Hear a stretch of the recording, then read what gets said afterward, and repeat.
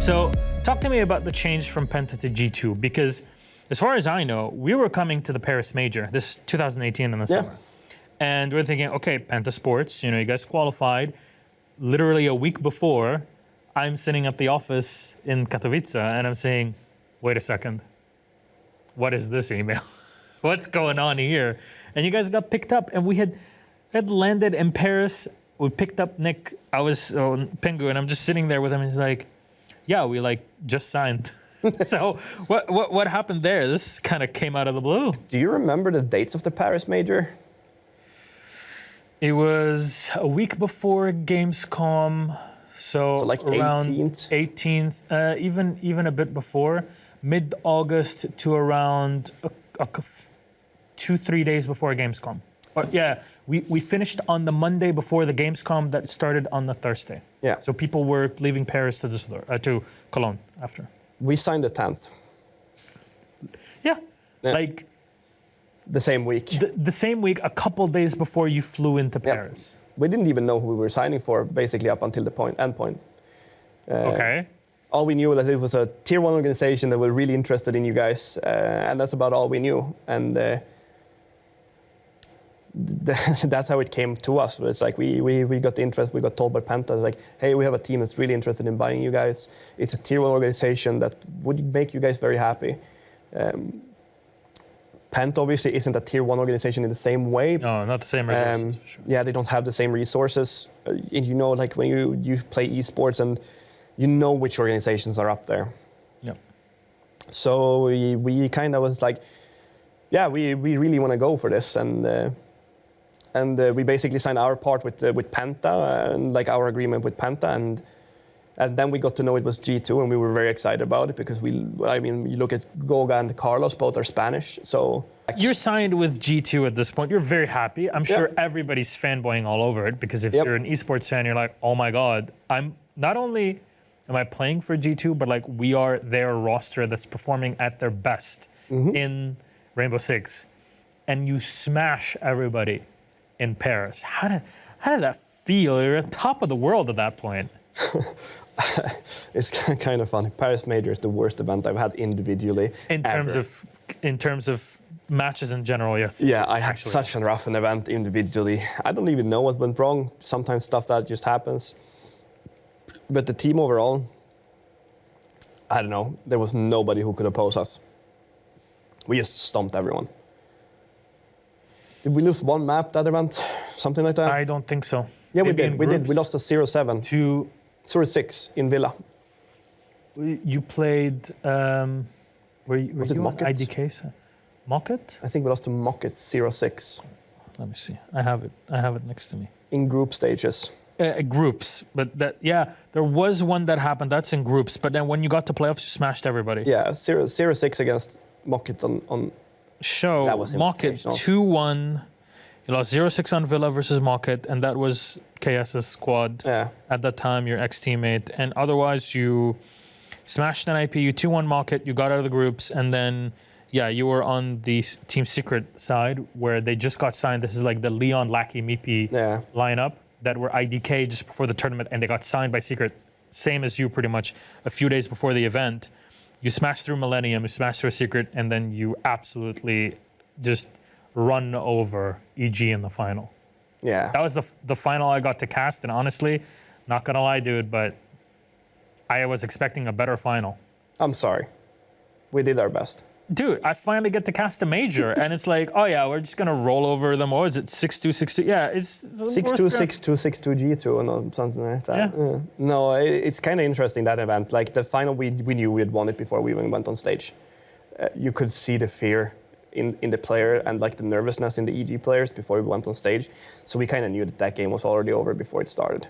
That's something that we had quite a long time with G2, that people feared us so much that when they went on stage against us, they had already lost the game. Is this like a byproduct of Invitational 2018, when obviously you had won the event with Shate, and everybody knows the lines when you went backstage and tell everybody, you want to fucking win? I don't know if it has to do with that. I think it has more to do with like an overall arch of supremacy that we showed. Like, we were so much better than everyone else for such a long time. So that, like, I think that for EG, it had more to do that they had lost the last grand final against us, and that they had lost it on a comeback, and they felt the pressure. They knew that we were the best team in the world, because we were. There's no doubt about it. There's no discussion to be had. I think it came with them both fearing that they were going up against us in a grand final, but also that they wanted to win it because they lost the last one. It's a revenge story, and it put so much pressure on them. Yep. You play in the grand final. I mean, you played against MIBR Immortals at that time. Yeah. And that was a very close matchup, a very entertaining one that went on bank. There's an old iteration of it. You go to the grand final and you realize that FaZe completely messed up their map bans because for some reason they thought the system had changed. So what happened there when you saw the map bans and you're like, this doesn't seem right? We didn't reflect much on it. I mean, if they don't realize after the first game that the map bans are a different way than they expected, then I don't know what to say to you. I don't think that that's an excuse that they can then pull, like, because after the first game, you notice that it's ban, pick, ban, and then like whatever is left. I think you have to notice that after the first game, right? So what's your excuse for that? System, yeah. So. What's the excuse for having not that in the grand final? Like, why would it change now? Mm-hmm. Yeah, I don't see it as an excuse. I just think that they used it so that they didn't have to take responsibility for their poor performance instead. But we all have different opinions and stuff like this, and obviously I don't know exactly what I'm talking about, and they probably have a different version of it. For sure. And then you go to SI19. That was a great performance as well. You go to the playoffs, you play SSG. Yeah. Close game's a really, really good game. We should have never won that game. How come? Villa. The Villa was 7-5, where this is the first time that we had 7 rounds to win. It was 6 before that. Yeah. No, we shouldn't have won it. I think we lost 4 defenses or 3 defenses or something like that. You had 1-4 defenses, and so you were 4-2 defense at the half, which is normal. And then you won 3 attacks, they won 3 defense. Okay, I was in my own world, and it's just when you play Villa back then, especially, it was so defender favored. Yeah. I mean, today we have developed a meta that it's. I would say Villa is a 50-50 map now, and I think Villa is much more enjoyable to play these days. But back then it was 80, 85, 90% win rate for defense, basically. So we just didn't feel comfortable with our defense side when we had lost, 2 attacks, that it says. Mm-hmm. Winning 2 attacks back then, that was like, how do you win 2 attacks? That's awesome. You just didn't do that. And then somehow we managed to win 3 attacks. And I think most of them were kind of just based on individual talent more than anything else. So how we won that game is beyond me. We shouldn't have. Somehow we did. And we just went on to make more of that. And you went to the grand final against Empire, the longest game we've ever had, 22 total rounds on Coastline. Yep. How exhausting was that? Because I don't think we talk about it enough. I know a lot of people say, oh yeah, the longer of a series you will play, the better the chances you're going to get the best team, to actually win it. But that series looked like map 1 was so exhausting. It already killed the energy for players. So how did you kind of pull the team together and not end up like Empire? I mean, people think that Empire lost out because they lost their first map and they had no more energy and stuff like that. Like, you're so high on adrenaline in a grand final that that's not really a thing, that you run out of gas after the first map. You just don't. Like, you know what you're fighting for, and if you lose the first map, that's gonna suck and it's gonna be demotivating. But at the same time, you have to look at it. This is the best players in the world we're talking about. These are the 10 best players playing for the 2 best teams. They're all sitting on the same server. Like, they know what they're doing. This is not their first rodeo. You don't get exhausted after 1 map. Like, come on, we're practicing 6 hours minimum a day at that point. And it's like sitting 6 hours on the server practicing, like, we have to be fully aware those 6 hours. I just compare it to my work back home before I started playing, working in a store. Being a store employee wasn't anything in comparison, even though I worked 3 hours more. And that's because you don't have to activate yourself the same way like you have to do when you practice on a competitive level that is this high. Like every single round is taken with the most serious level you can imagine. So you sit there and you practice 6 hours. You're not going to be exhausted after 1.5, no matter how the map goes. Do you think it was more the stress? Because playing on stage with 3,000 people in there and 200,000 watching, and at some point higher, 300K total for that event, watching you, your first time in the grand final as Team Empire, on the huge stage with so much at stake, isn't that stress of performance something to account for different than practicing? Sure, but that doesn't make that you would be exhausted from it. Fair. I think it's more about stress and being nervous than it is about being exhausted. One interesting thing with that game, by the way, that I don't think a lot of people notice, there's one round where me and Nick are in a 2 versus 1 against Karseca, and I think it was Jonas calling that Karseca is jumping out blue window. We're playing blue and pink bar. Sunrise for Sunrise, some. or yellow. And I'm getting the call. I'm holding vertical play while Nick is planting by the window to the sunrise. I'm getting the call that he's going to jump out blue, so I run out of hookah instead of holding the rotation hold between blue and sunrise. I get the call he's going to jump out, so I run outside of hookah to hold blue window. He comes through the rotation also and killed Nick on the plant. I win the 1 versus 1 after that. And I'm still apologizing to Nick, even though it's not my fault that I left go of it, because obviously I got the call out. And one of those things, I think it's like, what you need to know when you're playing professional and when you're playing for that long and you have a team, is that even though things might not be your fault, understanding and knowing your teammates will help you out so much. Because I knew that Nick was going to get pissed. Yeah. Even though it's not my fault, I still apologize for him, because I know that that's going to take away his anger because someone took responsibility for it. Yeah.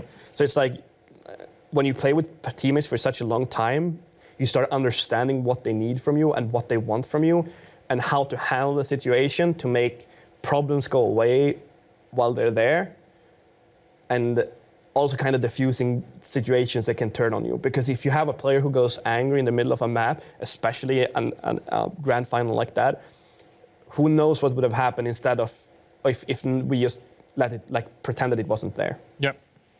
That's a good attitude in general when you're working with a team, and it's not just about, it's a competitive team in esports. It's literally any sort of team, even for you at work or at school. If you're working in a group project, which most people are, I mean, you have to prepare yourself for it. Most of the time, you're working with a group of people, and you're not always going to like everybody in the same way, and think people are different personalities. You're going to have to learn them, and that takes a lot of time. And sometimes being the bigger person is just going to save you so much of a headache, especially in those both physically and mentally.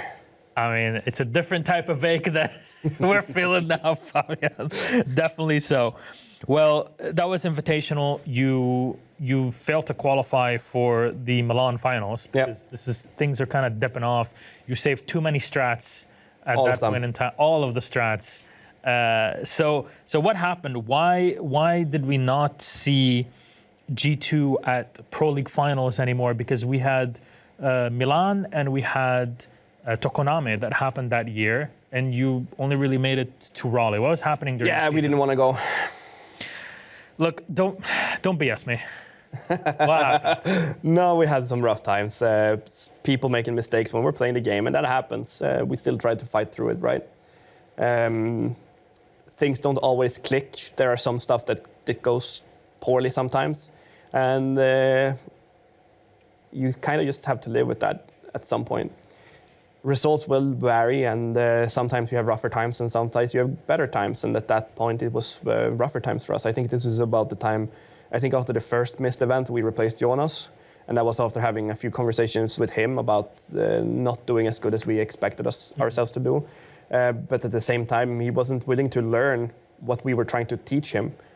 And if you can't adapt at that level of gameplay, then you unfortunately don't have anything to do there. So we replaced him. And then we just didn't do that well after that either. But that kind of happens. There's a learning. At that point, the teams are much better as well. Mm-hmm. You have time to learn to play with a new teammate, and things don't always click immediately. We'll chat about it, but what happened at SI20? Because that quarterfinals knockout versus Fnatic was, man, that was like looking from afar at the window and you're seeing this giant just top. Yeah, I mean that we were kind of running on fumes at that point. We replaced Goga before that. That is very internal business where it's like it could have been worked past if we had more time to work, if that makes sense. But at the same time, it's like you can't afford that time to work past an issue. And that was mostly internal trust issues where people didn't trust each other anymore, more than it was him as an individual or a player. I still consider Goga probably my absolute best friend when it comes to players. But a teammate is different. But being a teammate is business, and being a friend is being friends. Yeah. Like I talk to Goga basically every week still, and we call each other every now and then as well. So it's not like, yeah, we still have contact. So it's not that sort of stuff, but it's gameplay issues, and well, not gameplay issues, but like trust inside the game that we didn't have. Fair enough. And of course you had Sir Boss that was on during that tournament. We had Kryn for a short time. That's true. Kryn was doing really well in practice. I'm actually happy for Kryn. I was a really shit teammate to him. I was very harsh. There's the apology. No, I've said this multiple times, but I was a shit teammate to Kryn. I expected way too much, way too fast of him. But then again, you also joined the highest achieved team in the history of the game, so you have to expect stuff. And he was doing really well in practice. Like I'm not kidding you. When we had Kryn in trials and we practiced with him, he was dropping 15 kills left, right, and center. But yeah, Kryn dropped loads of frags, and then we came to official games, unfortunately. And during official games, he had a huge tendency to choke, but at the same time, we also kind of put too much blame on him, and I think that's easy when it's a new player. So while at the same time he didn't perform during matches, he took big parts of the blame, and then we changed roles on him because we didn't trust him to do the job that we needed him to do in official games. So he was put on a hard support, which was a completely wrong role for him. And then it just changed that we decided that he wasn't our go-to guy. It's not the guy we wanted for the role, but we gave him the opportunity because we thought that he was good enough for it. And then when we had lost our trust with him, we just decided, hey, we're going to invitationals now. We're getting a pity invite. We need something we can trust on, and we rather go for fresh than try to build up a new relationship here. So we decided that it's better for our mental. The other 4 players all agreed on it, that it was better for our mental that we took up Sir Boss, who is a support player, and bring him to invitationals rather than having a player that we did not trust to do the job. Okay, you had Sir Boss on that we all know is an incredibly talented player himself. Yep. He came in, and honestly, for the situation, it looked like he did really well for literally 2 weeks. And then going to invitational with his 2 weeks career with G2. Yeah, no, Bobby he's a fun character. He's one of the how to put this in Swedish it would be glad gubbe, which nobody of you guys will understand. No. He's like a happy old man, you know. That's the sort of personality he's got. He's just this goofy old man that just makes jokes all the time. But the funny part, he's not the one making the jokes. Everyone's just joking with him, and he's just sitting there like, and it's like we don't know if he understands the joke or if it is that he just like plays along with it. We don't know, but he's a funny character, good player as well, good guy. Well, that was that era, and then of course that was Pro League season 11. The pandemic happened, yep. And you were off the team at that point, and you went on to Vitality a few months later. Yep. That was a brief stint. Things Short didn't one. really work out. Nope. And then you're off the team, and now you're doing your own thing. Yeah. And so you talk about fresh blood and new talent. Your team, Delta Project, seems like a mishmash of the old boys and talent that people didn't really know about. How did you come about all of this? Yeah, I mean, we can take a short stint on Vitality. I mean, Go ahead, whatever you can talk about. Mostly that internally we didn't click at all. People didn't agree with the playstyle that we wanted to bring in. and you could clearly see the split instincts. So it's just like not understanding each other when it comes to gameplay. It happens, and it's better to move apart from each other at that point. Then how do you find that fresh talent? Where do you scout out from? Because I'm sure there's people watching right now and they're like, well, you know, I am a huge fan of Fabian. Fair enough. I mean, good for you. He's here, and you want to hear what a legend of the game has to say about trying to find your footing in competitive play. How do you find these players? What do you look for? At some point, you have to distance yourself between the competitive part and the enjoyable part. Because if I took every ranked game in the same seriousness as I took my competitive career, holy guacamole, that would make me unhappy. Siege ranked is, brain. Yeah, Siege ranked is already bad enough as it is. Like I'm not going to take those hours into it. That is a recipe for disaster when it comes to your mentality. I just think that a lot of the youngsters just needs to be able to show off and go into these lower tier leagues. I mean, take Europe as an example. I obviously don't know the talent in Brazil or in NA, the same level, but how often do we see an 18-year-old wonder kid be picked up immediately into EL? It's not very often. Extremely we have Benja Master now. Yeah. Benja's been doing really well. We have Kanto back then. Can you think of any other 18-year-old that's gone straight from ranked into UL and been a superstar? There isn't one that I can count. That actually had a career? Yeah. Not really. Joe came in, but he was out in a few months. He was in and out, yeah. Yeah, and he was never a superstar either. He wasn't performing this level. That's the thing, yeah.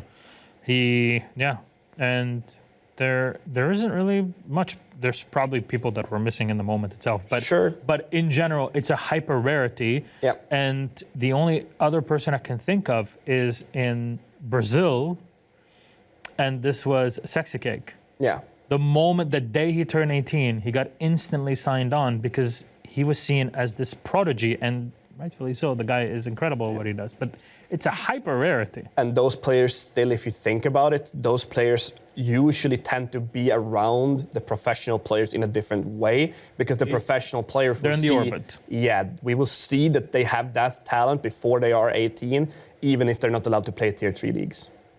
So it's a hard journey to make, but it can be really rewarding in the end. But do stay in school, kids. Yeah.